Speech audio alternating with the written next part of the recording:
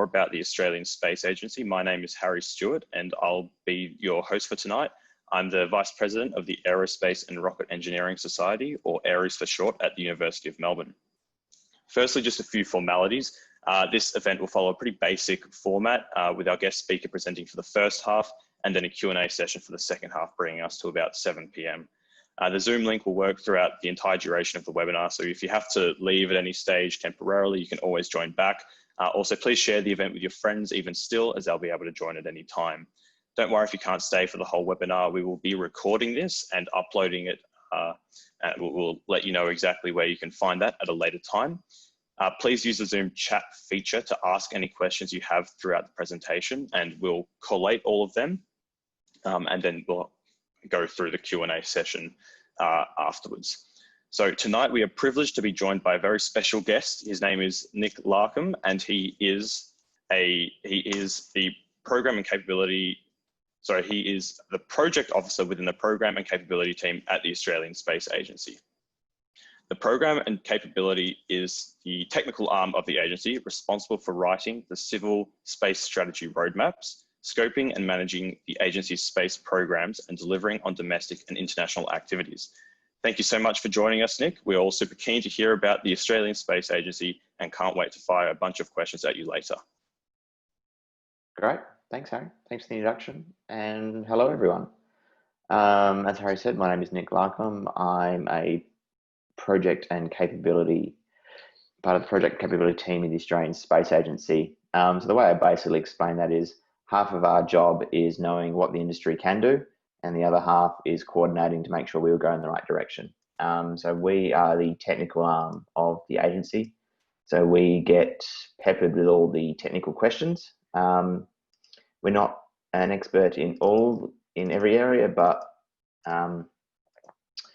we at least know where to find out. Now, it's the classic make the slide work because I'm not on my work computer. Okay, so a little bit about myself. So I graduated Edith Cowan over in Western Australia with aviation degree with a minor in human resource management. And I realized very quickly out of university that nobody was really going to hire me for something that I wanted to do. So the next step was trying to talk to my friends and decide what we want to do. And I've always had a bit of an interest in space. So the hardest thing that we thought space had an issue with was getting there. So access to space has always been something that has been a hurdle. So basically, I met a bunch of people on a Facebook group. We got together and decided that we wanted to start a rocket company. So from there was about another 6 months worth of back and forth. After that, we actually got serious about it. So we got together, got a business plan, we had a concept. So we were designing and developing rockets that were actually launching directly out of the ocean. So it was a semi-submergible platform. So basically the rocket floated out from the shipyard, and there was a ballast system that would fill with water and pull the rocket down, and then it would launch. Plenty of benefits to this, and that's a pretty wild journey. Startups, rockets, trying to explain that to politicians, that to people. So work in America, worked with the whole team over in Europe. So we didn't quite get that in the end, did that for about 4 years. The market changed. We went from being about 1 of 10 to 1 of 100 and probably 1 of 200. And so changed. After that, returned to Australia. So last year, I ran as an independent in the federal election, because one of the things that I was always important of is getting smart people the money. And sometimes I believe you've just got to kind of stick it up and try and make the change you want to see. So that was a pretty enlightening experience. I don't know if anyone's ever had much interaction with politics and working in a political campaign. It was enlightening, to say the least. And then from there, applied to the Australian Space Agency and got accepted, which is really great.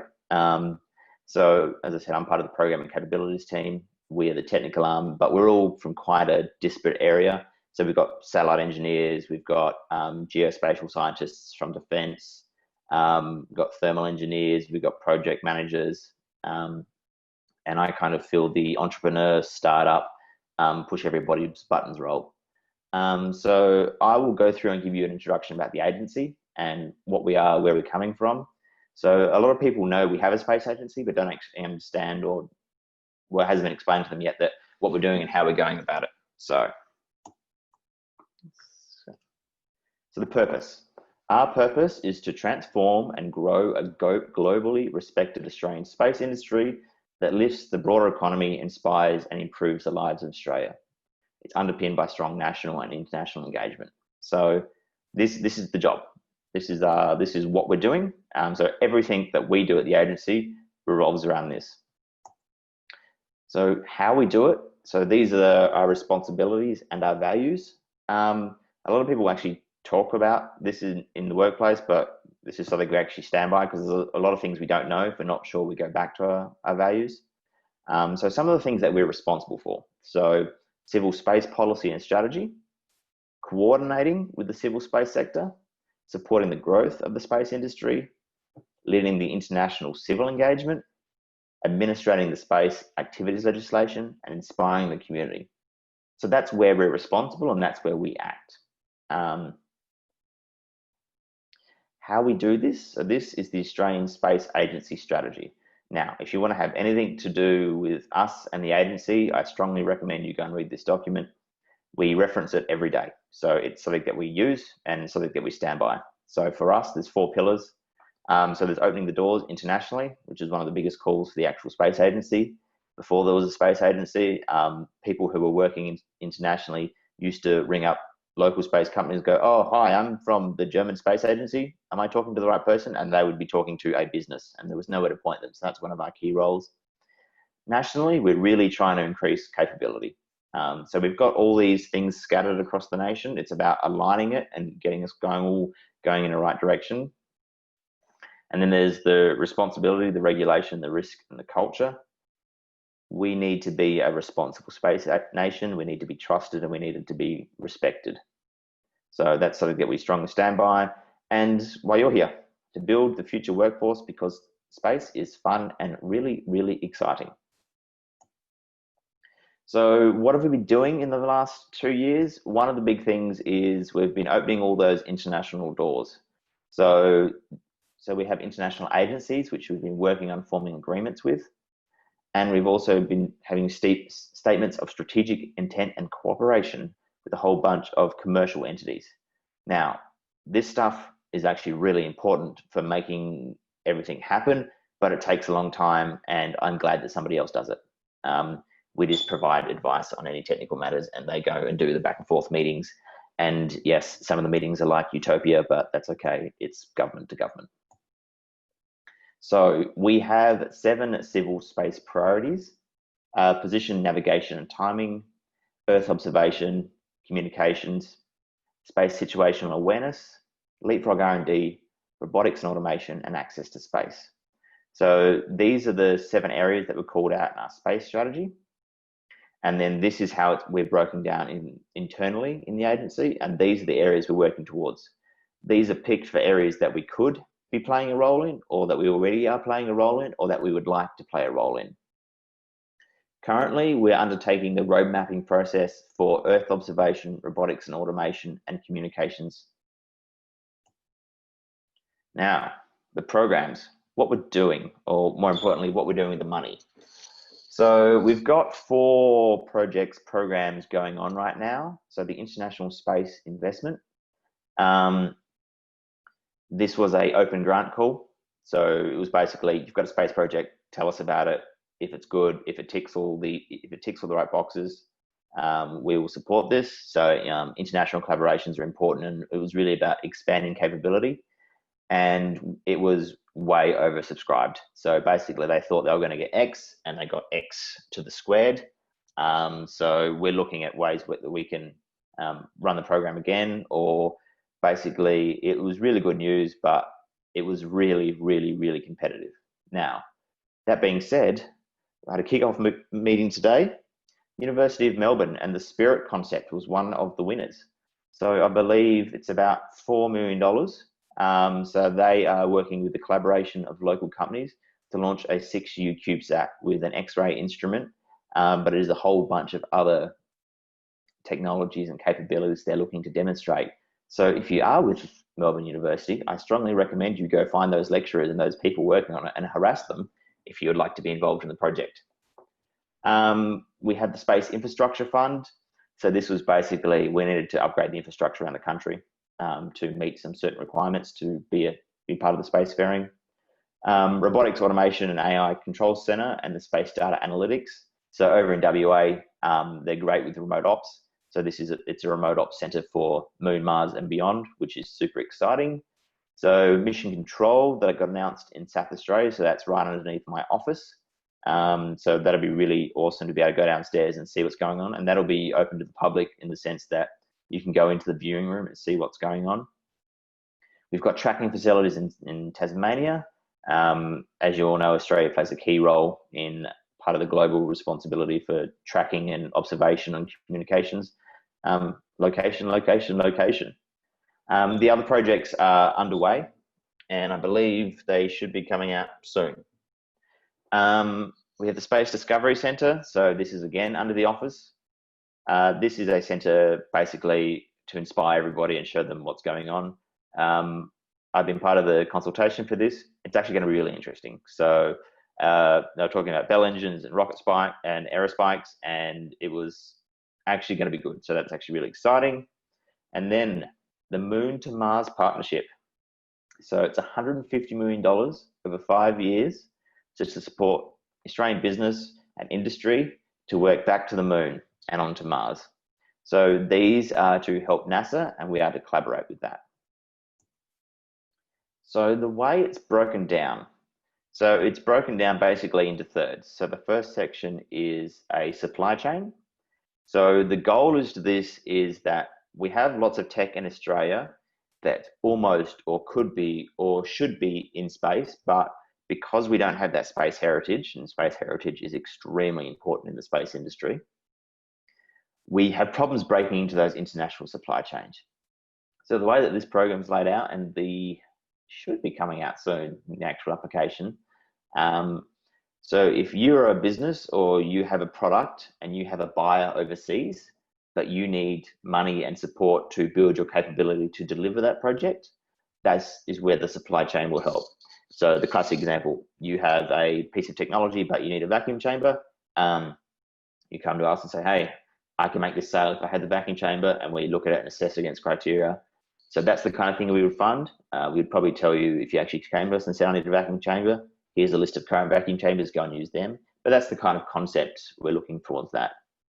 So the demonstrator project. This one is about getting things to space. There's going to be 5 or 6 missions, depending, that will fly to space. So the biggest thing is we're going to have a pre-round to kind of see what's out there, but it's basically saying to the industry, you come to us, you show us how you align with the strategy, and then from there, we will help you get your projects in space. There might be ground stations, but the purpose is to get that space heritage. We're working on that one now. It should be coming out end of the year, maybe next year. I'm not quite sure. It's not my area, thankfully. Trailblazer. So this is the really exciting one.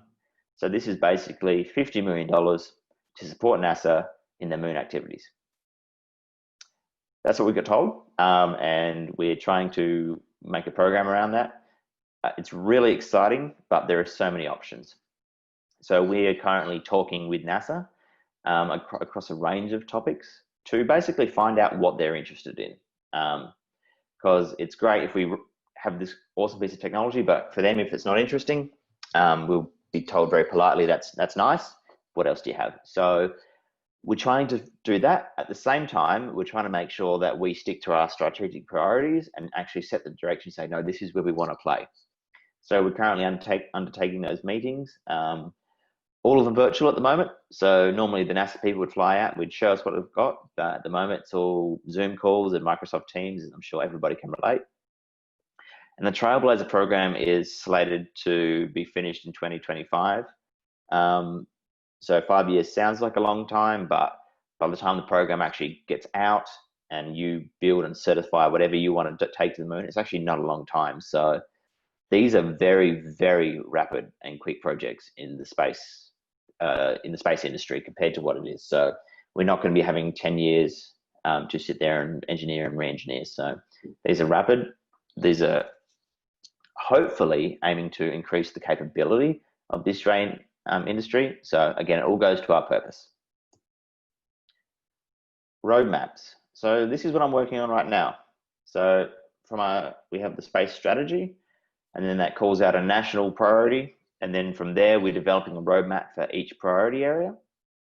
So I'm working in the remote operation, robotics and automation roadmap.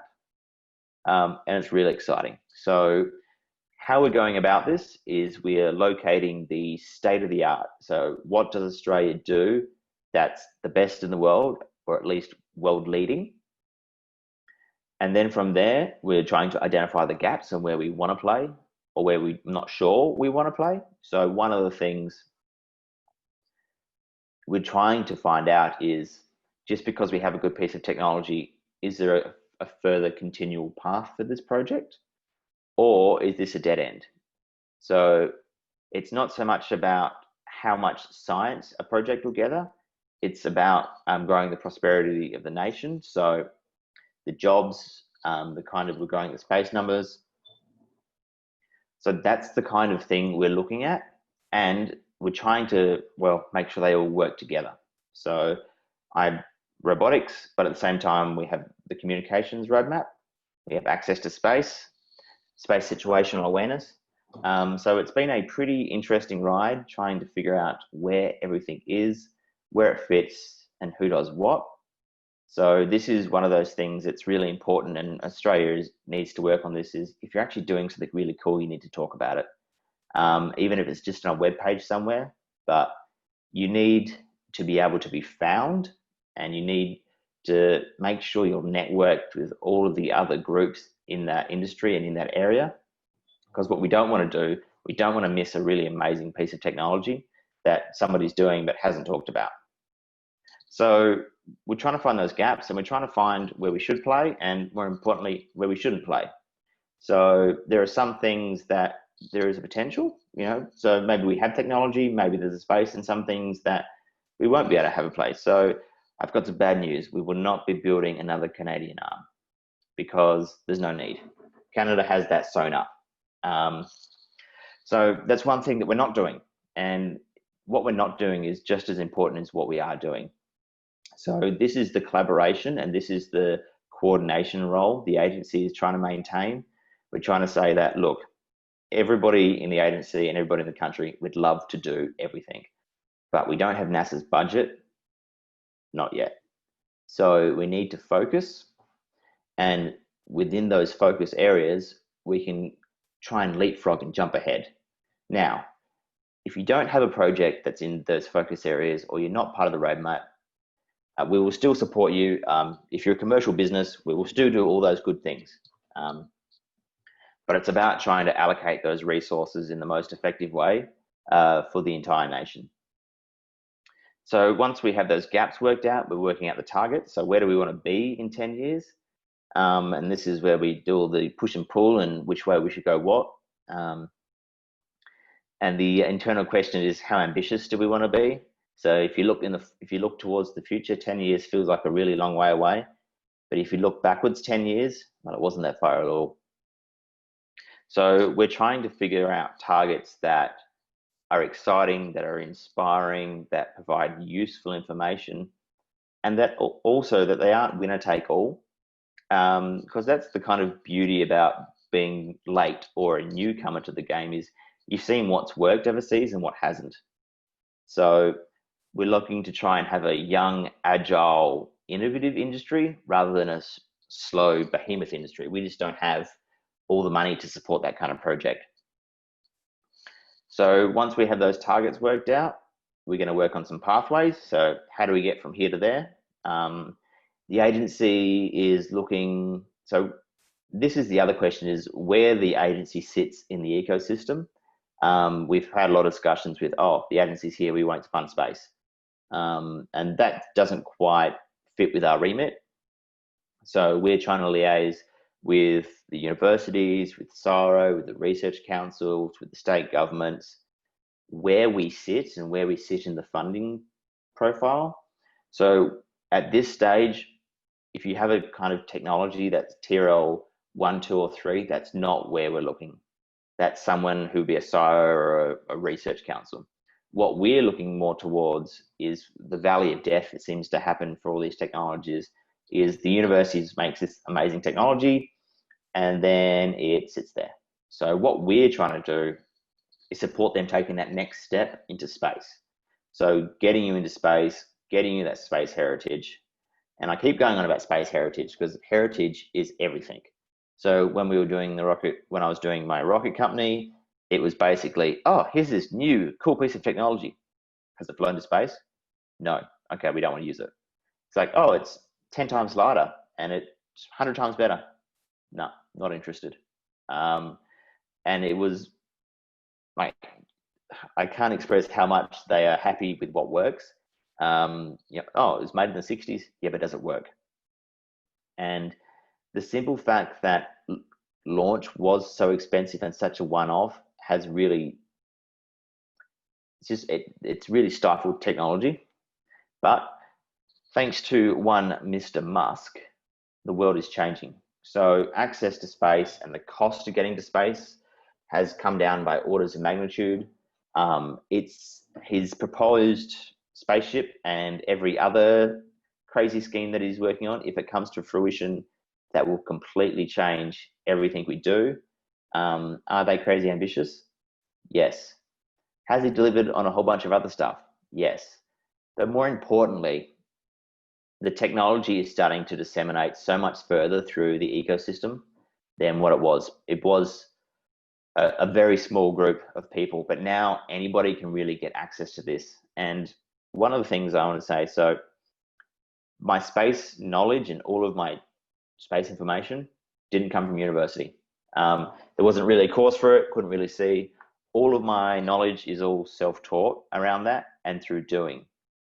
And I think that's one of the important things to realize, that if you come to somebody and say, oh, I can't do this, I don't really know, that's not really good enough these days, for the simple fact is you can go on a forum and go and find that information. So for the students and for you and people around our age, it's changing. There's an expectation that you're more, because there's more information out there, and that kind of sucks because you're still learning, right? Everybody's still learning, but at the same time, the ability to go and learn something and say, look, I learned this thing, and it's actually useful. You would be shocked at how much just learning a little bit is enough to help your team make that decision, make that next choice. And even if that next choice is, hey, I think we need to talk to somebody who's actually in this field, that's still really important. So I would say, don't be afraid to get a little bit of generalist knowledge around space. It really does help. Depending, if you're a communications engineer, it's not just about communications. If you're orbital dynamics, it's not just about orbital dynamics. Having a strong and wide range of information is really important, and people are excited about space. So if you tell them you work in the space industry or want to work in the space industry, they'll ask you a whole bunch of questions about a whole bunch of things you have no idea about. And I hope that's what you're going to do. So that's what the agency does, or what we're trying to do. So from there, we're looking to enhance the industry, to grow jobs, to grow revenue, and to build our capability for Australia to go and do really, really exciting things. And for that to happen, we need you, and we need you to go out and do crazy cool projects, or go and find those projects and go and help. You'd be surprised by the amount of people that would accept help, and you'd be surprised by what it takes to start a project and get it going. One of the projects I helped mentor a couple of years ago, we were throwing ideas around. It was like, oh, maybe we should look at tracking cargo ships from space with satellite data. Like, oh yeah, that's cool. And then a couple of months ago, I heard what he's doing, and he's gone out there. He's gone and bought satellite data because it's available, and it's because it's available for a reasonable price. And he's tracking ships, and now he has this business, and he has grants, and he has a staff, and it's really exciting. And there's a lot of activity and a lot of momentum. And then with that, I will throw back to Harry to throw more questions at me. You're on mute. Okay, I think we're good now. Awesome. Yeah, I find it super interesting how much coverage and breadth the Australian Space Agency actually has. So thank you for sharing, giving us some insight into the agency and also some advice as well. So that's awesome. I really appreciate that. We'll go now into some questions. So keep them coming, just message the Zoom chat and we'll collate them and they'll be asked. We'll get through as many as possible. All right, so the first question we've got here is, what are some of the areas that Australia leads in within the space industry? So the easy one is we're really good, I don't know about leading, but the Deep Space Network. So CSIRO has a long heritage of being that important receiver. So that's one of the areas we're leading at. So whenever it comes to space, Australia is always part of that chain. One of the other things we're looking at doing, we're actually quite good with laser ranging. So a whole bunch of satellites whiz around the Earth and we shoot lasers out to reflect off. And because of the time delay, we can tell how far they are. And that helps actually improve GPS signals. So that's one of the things that's really exciting. And we've got, and Australia's in an interesting position. So for example, Earth observation. Australia doesn't have its own satellites. We've always had to beg, borrow, and get all this data from a whole range of different sources. And because of that, we don't actually get the bespoke data we want. But we've actually become really, really good at torturing that data to tell us what we want. So there is I can't remember the acronym, but basically there's an emergency agreement with all the other satellite imagery providers that if there's an emergency, you get satellite data, right? There's a fire or there's a flood, everybody turns their cameras and helps. We are one of the only nations that doesn't contribute any actual data to that, but we make our contributions through actually analyzing that data, which I find really interesting. So there's a lot of things we have and what we're looking to spin in, and that's what we've been working on at the moment. Okay, awesome. So we've got another question here, which is, are there any internships or other suitable options which international students can be a part of from a mechanical engineering background? Great question. So at the moment, the agency is under Department of Industry, and we're not actually doing that much technical stuff. So space systems engineers, that's their heritage. They're not doing space system engineering every day. They're called on as advisors. So we're providing the collaboration and coordination role. So within the agency, technically there are, yes, but you have to join the public service, and that doesn't excite everybody. But we are looking at how to branch that out. My recommendation is you reach out to some of the amazing industry we have going on. Look, I know they get harassed, but you'd be surprised at what you can get done. Just ask Harry harassing the Australian Space Agency for a speaker. So yeah, you'd be surprised what you can get done with an email. Yeah, I 100% agree with that. That's fantastic advice. So we'll go on to the next question now. And we have, given the massive players in space at the moment, how can the Australian Space Agency support startups to build capabilities in space from the ground up? Focus is the short answer. So if you said Australia is going to do everything America does in space, we would very politely laugh at you and then probably laugh at you some more. So we are trying to find our niche applications. So I'll give you one that we're looking at how to spin into space. So remote operations experience. So controlling mines remotely and autonomously from a vast distance. Now, so, but you know, NASA controls their rovers on Mars. That's great. That's one asset away from every other asset. What we excel at is lots of assets doing the same thing over and over in a busy, crowded environment. So that's something that space doesn't have. So we're really looking for niche applications of where we can play. And then from there, how to support startups. Startups are always after my heart. So just do lots of research, get out there and have a go. You'd be surprised how little work it takes to actually really gain credibility. If you have a good solution, and if you have a website, and if you've spoken to 40 people, you'd be surprised at how far you can get. So just get out there and have a go at it, and you'd be surprised at, oh, yeah, I heard about them. You know, they're doing it. Maybe we should have a talk to them. So we reach out to people all the time who have this cool tech. So do cool stuff. Do it well. So I guess just to quickly follow up on that, because you have some of that experience yourself, as you mentioned before, I guess even I'm interested to know, what do you actually suggest in terms of, or how important is it for people to actually advertise themselves and advertise what they've done? So you mentioned just at the end there that you actually almost approach people and sort of headhunt people, so to speak. And that's, you do actually do that. It's not so much headhunt, but it's basically like, so we're looking at space situational awareness, for example. You know, we'll talk to the big players, you know, Defense, Boeing, and SARA, and they'll be like, oh, have you heard about these guys? No. Right. What do they do? Oh, well, they do this really cool thing. Huh. All right then, I better send them an email. So you'd be surprised at what you can get done if you focus. So when it comes to advertising, advertise what you can do or what you've done. I know it's really easy to advertise what you want to do, but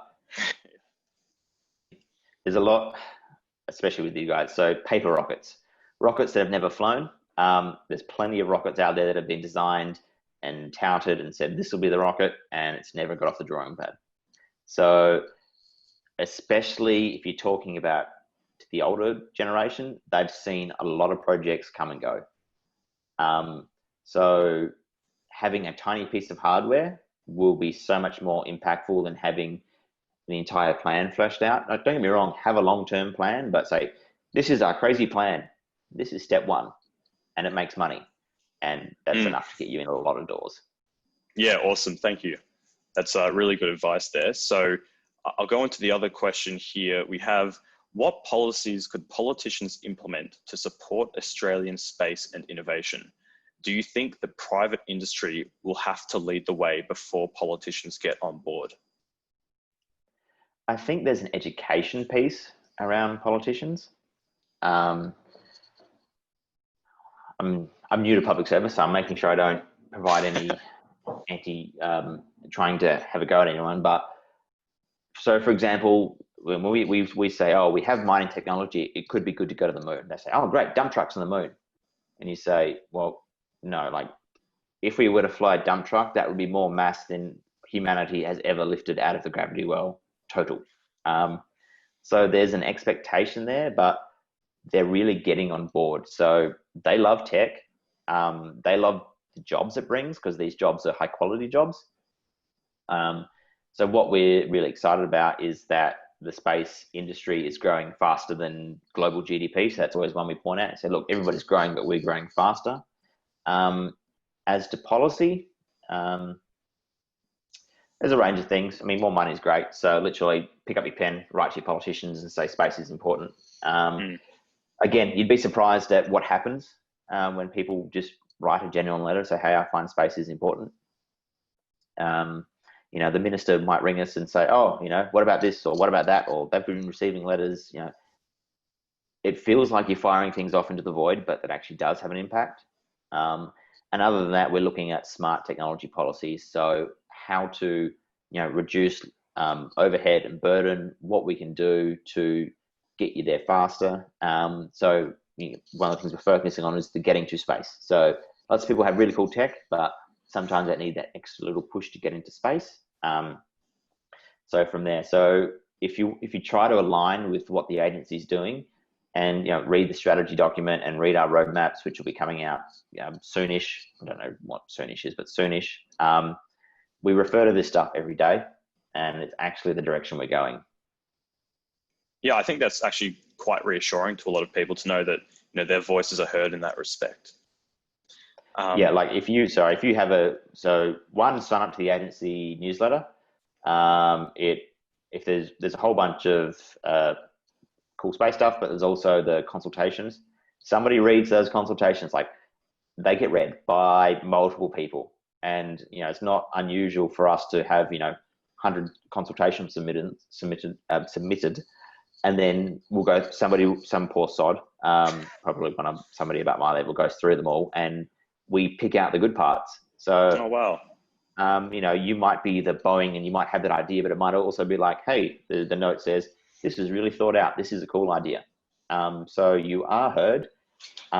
So literally every consultation, just submit your answers and submit what you're feeling. Because if you don't, we don't have anything to work with internally. Because people say, oh, how's it going? We're like, oh, as far as we know, it's great. Yeah, cool. Awesome.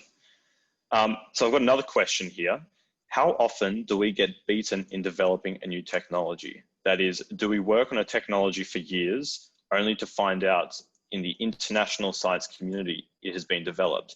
Or in other words, what is the transparency like internationally in what each company is working on? Yeah. Especially, just to quickly add to that, if we can draw a comparison between public and private a little bit, how tightly does SpaceX hold onto their tech as opposed to NASA? So NASA puts all their stuff out there, and it's great. So, okay, so one, space is moving fast. So all the really new satellite stuff, that's moving fast. Space is dual use. So dual use is that, I can image faraway galaxies to inspire the school children. I can also crash the Hubble telescope and use it as a weapon. So there is always that military aspect. So a lot of the things that are classified as dual use are kept as trade secrets. Yeah. Which is basically, the company keeps it internally, because you can't have a patent, and other national players might just ignore that patent and develop that special rocket technology might develop that. That being said, the technology is opening up, and as how not to get beaten, step one is go to all your conferences and make sure that you're actually out there actively pursuing it. But at the same time, you can literally be working on something and they're like, oh yeah, we've been in stealth mode for the last 2 years. We've done it and it's better. And it sucks. But just because they're better at it doesn't mean they can start a business around it.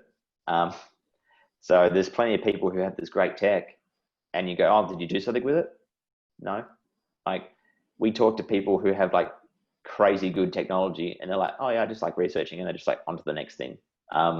So even if you are the best in the world, that doesn't mean you're going to have business success.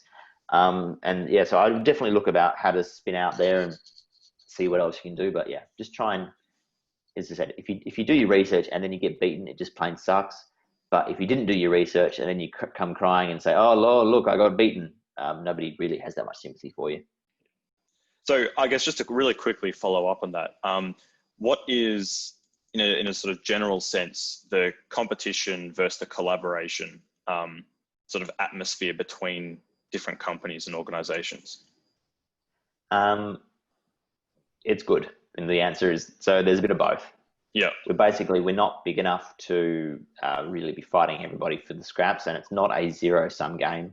So, I mean, the Spirit ISI is a great example. There's almost 7 different people working on that. So there's the Italian Space Agency, there's Innovol, there's Newman, there's I think you guys have 3 parts of it. So there are competition. At the same time, there is collaboration. The space industry locally is pretty tight. Yeah. That being said, collaboration is good. So is competition. So like everything, it's a balance. Yeah, at this stage, everything is good. We just need more. Cool. Okay, so I've got another question here. Currently, or within the next 5 to 10 years, what opportunities might be available for people who are interested, but are from a software, business, communications, or any other sort of discipline other than robotics and engineering? Everything. That's the short answer. So Australia has a lot of really great technology companies, and they really need marketing people. Like, they have some amazing technology and their websites look horrible. And so I know it sounds silly, but when the space agency clicks onto your website, or when a foreign investor clicks onto your website, if they see something good. So there's every job available. I know it's a bit of a cop out. So it's the classic. So hard STEM, there's always something there. You just got to be willing to do. So there's always software stuff going. Mechanical engineers, there's always that kind of stuff. But if you want to get involved in the space sector, and even if you're not and you want to transition, just start doing little projects. You'd be surprised at how much credibility it brings you with other people. Yeah, well, I think even throughout your presentation, I'm getting it's almost this consistent theme of not just necessarily doing, technical hands-on sort of stuff, but also the communication of that work. And I guess that's where non-engineers can particularly actually be of significant use. Absolutely. I'll put it this way. The reason that we're not already on the moon or we're not already in Mars is not because we lack smart people. The problem is that we lack money for the smart people. There's so many great talented people out there, but it really is a team effort. That being said, the engineering is still bloody hard, but it's good. Challenges are good. Awesome. So I have another question here. You mentioned, well, actually, no, I'm going to go on to the next one. Sorry. How involved in the Australian Space Agency is building domestic space launch capabilities? When do you think the first big launch will happen from Australian soil? Great question. As I was talking to you before about your rocket challenge competition and you're having to delay a year, no idea. So the Australian Space Agency supports all commercially viable activities, and we are working around ensuring the regulation is in place for that to happen. When that happens depends on the commercial makers. Gilmore had a hot fire, last week? They fired for 103 seconds, I think. Wow. People are making progress. I know the Next Aero guys are working on something cool. It's up to the industry. So we haven't secretly gotten a big bucket of money that, we haven't gotten this is the rocket bucket, at least not yet. So basically, if you're a commercial business in space, we support you. Well, I guess this might be too early stages, but there was a new defense budget that was released, and there was a component of that was dedicated towards space. I was wondering, are there any new sort of developments or programs that have, I guess, been a result of that specific funding? Yes. No idea what they are. Early stages? Way above my pay grade, and they're still working it out. So yeah, fair enough. I think, I think there's lots of programs coming. It's not going to be like programs that we run. It's more of a defense procuring a capability. Yeah. Okay. So, yeah, but you would be involved in some capacity, I guess, to at least screen or. Yeah. So we help guide and make sure that we provide advice, and we try and align where possible. But defense has different needs than us. A defense need for a rocket might be, I need a rocket and I need it to launch in 30 minutes. And a commercial need might be, I need a rocket and I need it to launch for $30 and I don't care when it goes or where it goes. All right, cool. I have another question here. Will the Australian Space Agency be expanding to Melbourne? We have people in Melbourne currently. I'm not sure about the offices. We're currently about 30-ish people, I believe. We have a whole bunch of secondees, which are basically, we steal people from SARO, Defence, BOM, GA, and say, come work for us for 6 months or a year to really get that knowledge in. We would like to expand. There's certainly the work there. I'm not sure about all the HR stuff. Cool. I have another one here. Oh, this is an interesting one. Do you think there will be any opportunities in the nearish future for Australian astronauts, even if they perhaps go overseas, not necessarily launch domestically, but for Australian astronauts? So before I had this this discussion, I got the talking points around all the hot topics, and astronauts is always one of them. Of course. So I will give you the modified version. Yep. We will definitely have Australian astronauts. The problem is when. Is it going to be in 50 years, 100 years, or next week? We have no idea at this stage. Internally, we all love astronauts. I mean, who doesn't want to go to space? At this stage, we're focusing on the areas that we can excel and where we can compete. That being said, politics is strange. You know, people might go to and see a launch and be like, wow, Australia really needs an astronaut. And we have astronauts. So, as I said, COVID's happening. The world's a funny place. At this stage, we're working on the technologies where we excel. What is your favorite part about your job? What's one of your highlights?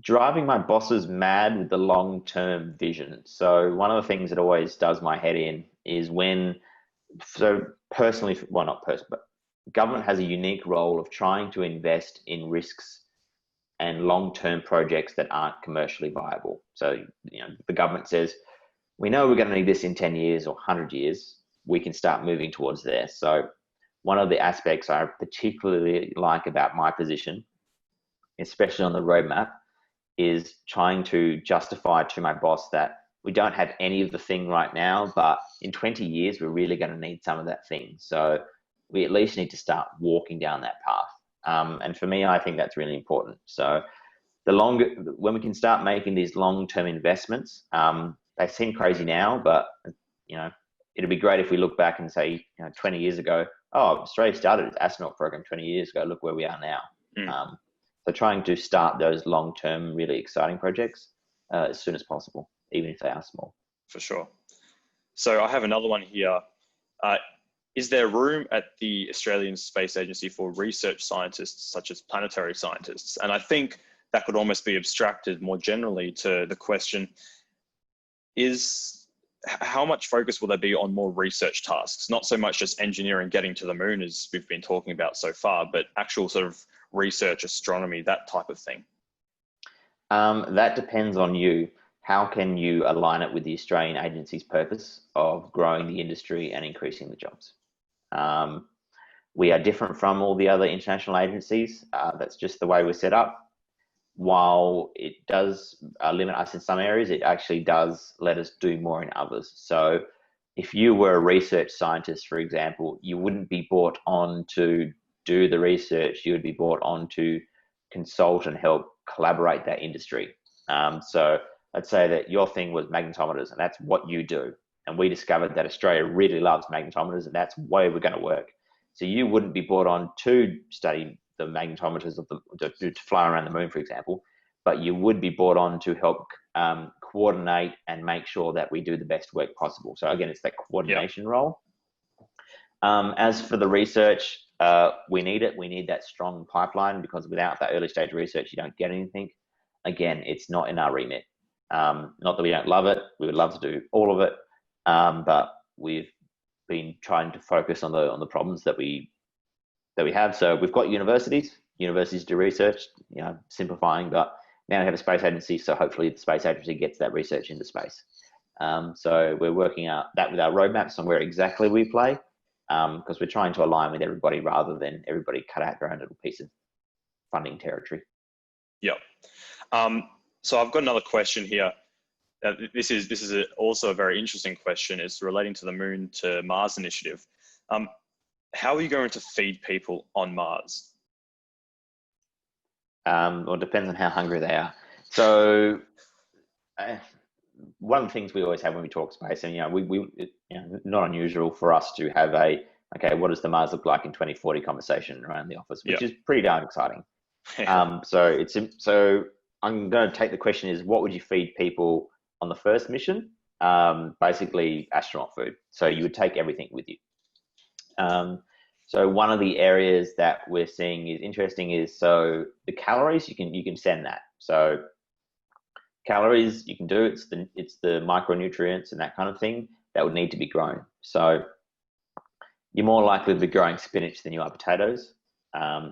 But as the time progresses, you're going to start wanting to grow stuff because you're going to go crazy if you don't grow anything.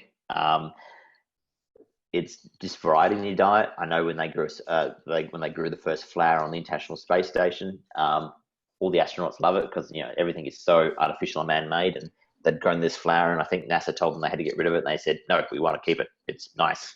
So there's that aspect. But again, it's hoping these technologies that can spin back to Earth. So if we're using an automatic robot to farm on Mars, well, surely we can use that automatic robot to farm on Earth. Awesome. Now, this is, you've slightly answered this question previously, but this is a little bit more specific. Do you expect that Australia will be running sort of refill missions and supply missions to the International Space Station in the next, say, 10, 15 years? If you as a commercial business can justify that case to us, we will support you. I guess is the default answer we give to everything. It's hard. Like the ISS is really, it's political.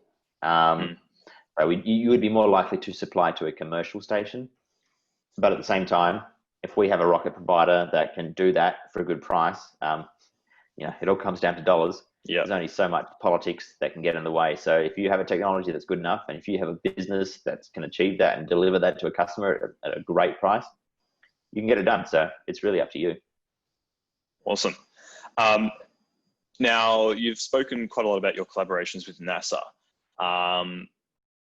There's a lot of interest around perhaps the other agencies you're collaborating with. So even, I mean, NASA, SpaceX, they're sort of more American organizations. Anything in Europe or Japan? Yeah, so we have calls with Europe and ESA constantly. We're looking at how to collaborate around missions. Advanced communication seems to be an area of interest for them. So some areas that are interest for NASA are not an area of interest for ESA. So we literally funded a project, Uni Melbourne, it's the Spirit. There is an Italian space agency, X-ray, payload on there. So we are working with them. We're doing a lot of work with the UK. Their space agency is relatively new and a similar kind of size and what they're trying to achieve. We're doing a lot of work with Canada. Canada is it's like the Northern Hemisphere version of Australia. Very, very similar, and we're taking a lot of inspiration from their projects. We've signed MOUs with JAXA. We're doing lots of exciting stuff with them. So yeah, it's all going on, but I'm talking about the moon to Mars because that's where the money is and that's where my project is. But no, there's lots and lots of stuff going on. It's a bit like, oh, so you're doing this thing in space? Like, oh yeah, we've been doing it with NASA, or we've been doing it with ESA for the last 10 years. We're like, okay. We keep finding all these projects that are collaborating. It's the Antarctic station. They're all down there. They're all working on all their space stuff. Like, there's so much going on. So on a similar note, do you think that if you gave this seminar in another 5 years, that you'd have a completely different slide deck? Bloody hope so. So yes, I think it would be super exciting. I would love to see the Australian hardware in or on the moon. That would probably be the opening slide, and probably one of those pictures that you probably get sick of after 20 years because it's the same one we keep showing. Yes, so there's lots going on. And yeah, it's really down to industry, and industry is kicking some serious goals. So the agencies, what we're trying to do is the next 5 years is basically increase capability. So we've got lots of cool stuff, but a lot of it hasn't been to space. So over the next 5 years, we're really trying to get Australia to have that space heritage. So for example, one of the things that we're concerned about is that, for example, you want to build a satellite and you go and build the satellite and it fails. And it fails not because you were pushing the technology edge, but it fails because you missed that thing which they figured out in the 70s, but you just didn't have any experience. So that's that stuff we're looking to really uplift that entire industry. We're looking for, if someone wants to go, I'm going to go and do a testing regime on my space equipment. Okay, what does that testing regime look like? Where are those test facilities? Do those people have that experience? So this is really trying to uplift everybody to give them that capability to really start doing those crazy goals. And access to space is coming down. So all those projects that were completely unfeasible and you look like a crazy man, well, now they have a business case. So you're still crazy, but you have a business case. So similarly, well, you're talking about all these cool, awesome, crazy projects, but we've got a question here, which is quite a controversial question, but it's one that's been discussed a lot recently, and that is, How do you respond to the person at family lunch who wants justification for the millions or billions of dollars spent on space exploration when we have issues on Earth such as climate change, world hunger, etc.? Depending on your relation to the relative and how much wine they have imbued will depend on your answer. So there's a whole range depending on what topic and what they're aware of. So the climate change one is a great one. And my answer to that is I believe it's 80% of the data which they use in the climate models come from space. It was, I think, Carl Sagan who was looking at Venus, who discovered or was working on the greenhouse effect, and it's like, hey, we maybe need to look at this here. So space enlightens us and it pushes us forward. And the classic one is, depending on how smart you want to be, you say, okay, cool. So we'll work on the problems on Earth. Do you want to give me a time frame for when they're finished? So it's a whole range, and it depends on the person. You've got to tailor your message.